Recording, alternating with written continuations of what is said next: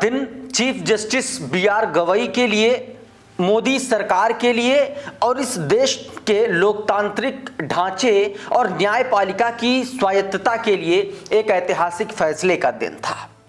कल वो दिन था जिस दिन मोदी सरकार के उस मंसूबे पर रिटायर होने से पहले chief justice of India Bhushan Ramkrishna Gavai ji ने एक ऐसा फैसला सुनाया जिससे मोदी सरकार के उन मंसूबों पर पानी फिर गया, जिसके तहत इस देश की न्यायपालिकाओं और न्यायपालिकाओं की ऑप्शनल व्यवस्था जो है ट्रिब्यूनल्स वाली, उस पर कब्जा करने की सारी जो एक तरीके से जो मंसूबे थे वो धराशायी कर दिया चीफ जस्टिस बी.आर. गवई ने।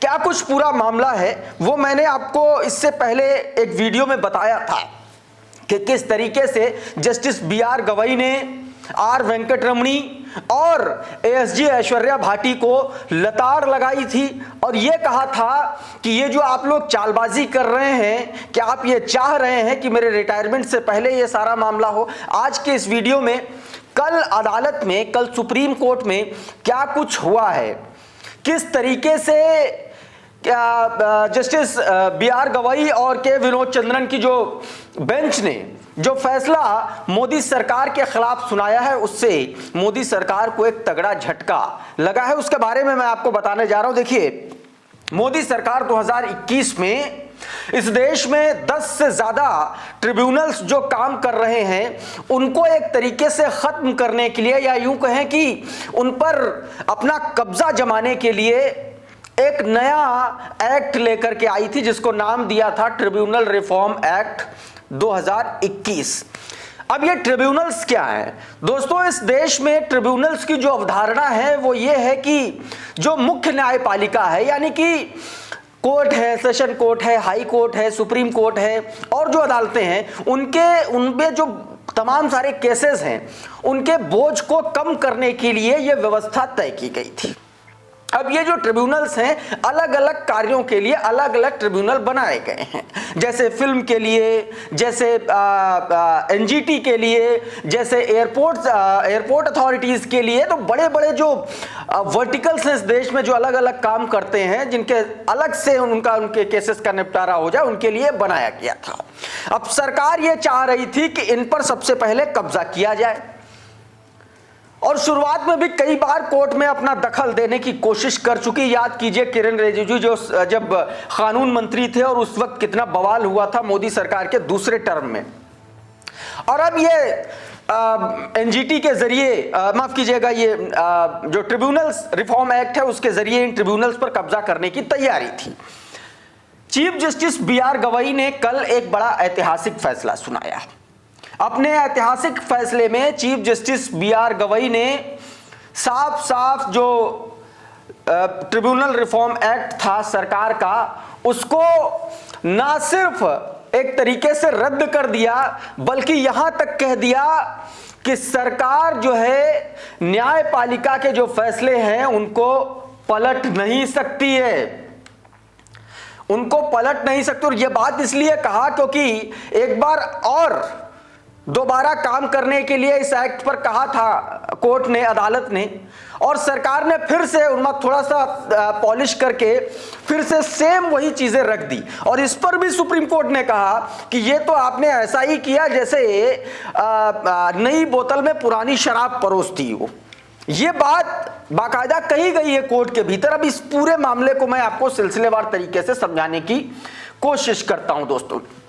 कल का जो फैसला था जरा ये आप पूरा देखिए क्या इसमें बताया गया। CJI B R. गवई और जस्टिस के विनोद चंद्रन ने बुधवार को 137 पेज का फैसला सुनाया।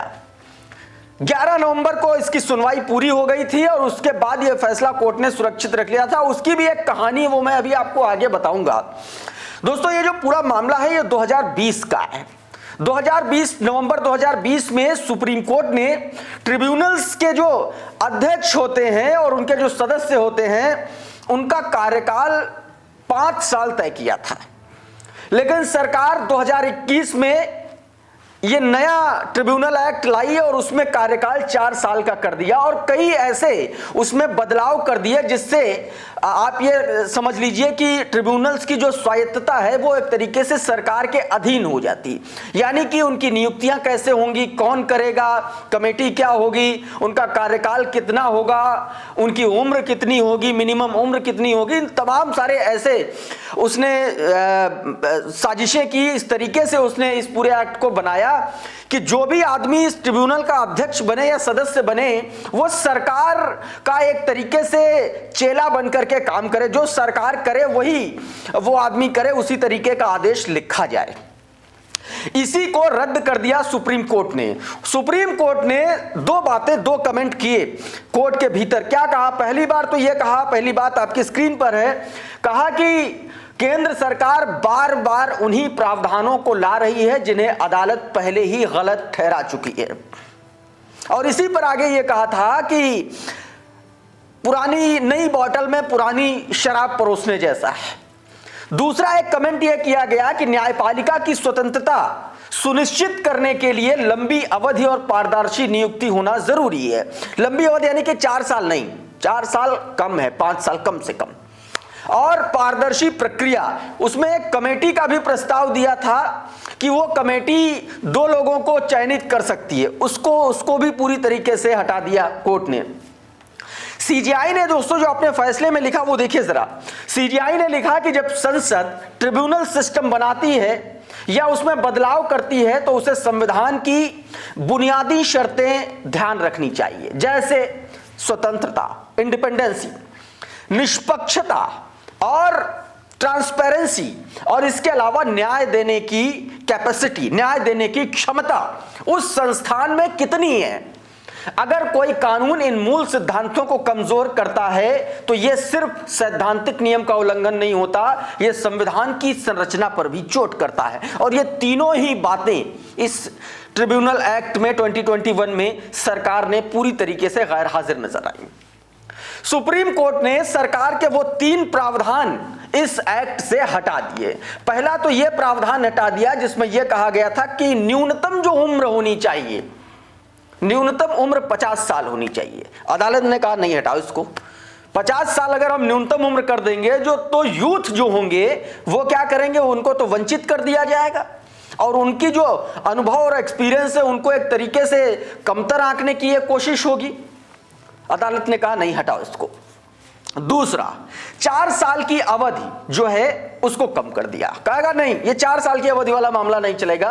कोर्ट ने कहा कि 4 साल का जो टर्म है वो बहुत कम है और इससे जो ट्रिब्यूनल्स हैं उनकी इंडिपेंडेंसी जो है वो प्रभावित होगी, साफ साफ कह दिया। और तीसरा कहा, जो सिलेक्शन कमेटी का बात उसमें एक्ट में दी गई थी उसको कहा कि भैया ये नियम नहीं चलेगा। कहा कि सिलेक्शन कमेटी कैसे बनेगी, कौन बनाएगा, सरकार का नियंत्रण हो जाएगा। सरकार ने दरअसल कहा था कि एक सिलेक्शन कमेटी होगी और वो कमेटी जो है 2 नाम भेजेगी और उसमें अपने हिसाब से चयन हो जाएगा। अब आप ये सोचिए कि जब सरकार ही नाम भेजेगी तो ट्रिब्यूनल्स की स्वायत्तता कहां बची। इसको भी कोर्ट ने कहा नहीं, इसको भी हटाओ। एक आदेश और दिया सरकार ने कहा है कि इसको रद्द कर दिया और कहा कि नए तरीके से 4 महीने में ही इस पूरे सिस्टम को ट्रांसपेरेंट, इंडिपेंडेंट, ऑटोनमस बनाने के लिए सरकार 4 महीने में एक नेशनल ट्रिब्यूनल कमीशन बनाए, यह आदेश दिया है। नेशनल ट्रिब्यूनल कमीशन बनाने का आदेश दिया है और यह जो कमीशन होगा इसका सीधा काम होगा कि सदस्यों की नियुक्ति करेगा, यही प्रशासन का देखरेख करेगा और सिस्टम को कैसे ट्रांसपेरेंट कितना बनाया जा सकता है इसी कमीशन की जिम्मेदारी होगी। और यह कैसे काम करेगा, ट्रिब्यूनल्स कैसे काम करेंगे, यही कमीशन, इसी कमीशन की निगरानी में होगा। ये चीजें दोस्तों chief justice of India justice BR गवाई, जस्टिस के विनोद चंद्रन की बेंच ने सुनाया। दोस्तों अब कुछ चीजें हैं जो आपको समझना चाहिए। दरअसल हुआ क्या था इस पूरे को लेकर के। दोस्तों अप्रैल 2021 में केंद्र सरकार ने ट्रिब्यूनल रिफॉर्म एक्ट 2021 जारी किया था, अप्रैल 2021 में। इसके बाद मद्रास बार एसोसिएशन ने मई 2021 में इस एक्ट के खिलाफ कोर्ट में याचिका लगाई और अगस्त 2021 में सरकार ने जब कोर्ट ने डंडा चलाया तो सरकार ने कुछ बदलावों के साथ ये दोबारा लेकर के आई। ये सब कुछ मामला चलता रहा। 11 तारीख को अंतिम अपना फैसला सरकार ने कोर्ट ने सुरक्षित रख लिया था और आखिर में 19 यानी कि बीते दिन 19 नवंबर को यह फैसला जो दिया वो ये कहा कि सारे के सारे प्रावधान जो है वो रद्द कर दिए। तो ये दोस्तों चीजें हैं। अब ट्रिब्यूनल्स के बारे में मैं आपको बता चुका हूं। अब जरा ये लाइव लॉ की रिपोर्ट देखिए, क्या बोला है लाइव लॉ के ने बताया, नई बोतल में पुरानी शराब, सुप्रीम कोर्ट ने ट्रिब्यूनल रिफॉर्म एक्ट 2021 के प्रमुख प्रावधानों को असंवैधानिक घोषित कर दिया है। थोड़ा सा अगर कानूनी भाषा में अगर इसको समझने की कोशिश करें तो देखिए क्या कुछ कहा है कोर्ट ने। सुप्रीम कोर्ट ने ऐतिहासिक फैसला सुनाते हुए ट्रिब्यूनल रिफॉर्म एक्ट 2021 की धारा 3, धारा 5 और धारा 7 इन तीनों को असंवैधानिक करार दे दिया और इन्हीं तीनों धाराओं में वो तीनों नियम आते हैं जो मैंने अभी आपको इससे पहले बताए हैं कि अवधि क्या होनी चाहिए, ट्रांसपेरेंसी कैसी होनी चाहिए, सब कुछ जो है जो सरकार अपने हिसाब से चला रही थी उसको रद्द कर दिया। कोर्ट ने यह भी कहा कि संसद केवल उन प्रावधानों को दोबारा लागू नहीं कर सकती जिन्हें कोर्ट पहले ही रद्द कर चुका है। यह सीधी सीधी बात कही गई थी दोस्तों। अब मैं आपको इस पूरे मामले को लेकर के क्या कुछ इससे पहले हुआ था वो बताता हूं। दोस्तों बीते दिनों इस पूरे मामले, अच्छा सरकार लगातार इस मामले से बच रही थी। मोदी सरकार ये समझ गई थी कि अगर सीजीआई गवाही की बेंच में ये मामला रहा तो पक्का उस पर डंडा चलेगा और वही हुआ। और इसीलिए सरकार ने इससे पहले ही अपने हथकंडे अपनाने शुरू कर दिए थे। मसलन आर वेंकट रमणी पिछली कई सुनवाइयों में सुप्रीम कोर्ट में पहुंच ही नहीं रहे थे, अलग अलग बहाने बना रहे थे। कभी एएसजी ऐश्वर्या भाटी ये कह रही थी कि वो जो है कहीं और व्यस्त हैं, किसी और मामले में व्यस्त हैं, वो नहीं आ पा रहे हैं। बीते दिनों तो ऐश्वर्या भाटी ने ये तक रिकमेंडेशन कर दी कि ये मामला जो है ये किसी और बेंच को, मतलब बड़ी बेंच को इसको सौंप दिया जाए। और इस पर चीफ जस्टिस ऑफ इंडिया भड़क गए थे। उन्होंने कहा था कि क्या आप ये अब जब आखिरी टाइम पर जब फैसला आने वाला है तब आप अगर इस तरीके की बात कर रही हैं तो इसका बहुत सीधा सीधा मतलब है, अगर सरकार कहती है तो इसका सीधा सीधा मतलब है कि सरकार सीजीआई गवाही की बेंच से बचना चाहती है। और इसीलिए उन्होंने यह भी कहा था कि क्या सरकार मेरे रिटायर होने का इंतजार कर रही है। जरा जनसत्ता की हेडलाइन देखिए, ये बाकायदा उन्होंने बयान दिया था, क्या सरकार मेरे रिटायर होने का इंतजार कर रही, जाने केंद्र पर क्यों भड़के सीजीआई। मैंने आपको यही बात बताई जिस पर ऐश्वर्या भाटी ने यह कहा था कि और वक्त चाहिए, दूसरी बेंच को भेज दो। इस तरीके के तमाम सारे बहाने बनाए गए थे और इन बहानों को दरकिनार करते हुए आखिरकार चीफ जस्टिस बीआर गवाई, जस्टिस के विनोद चंद्रन की बेंच ने एक ऐतिहासिक फैसला दिया और इस फैसले में नरेंद्र मोदी की सरकार की तानाशाही का एक और मंसूबा पूरी की पूरी तरीके से नेस्तनाबूद कर दिया दोस्तों। तो अभी के इस वीडियो में बहरहाल इतना ही। बहुत बहुत शुक्रिया, बहुत बहुत धन्यवाद। आप जुड़े रहिए आपके अपने चैनल खुदरंग के साथ। नमस्कार।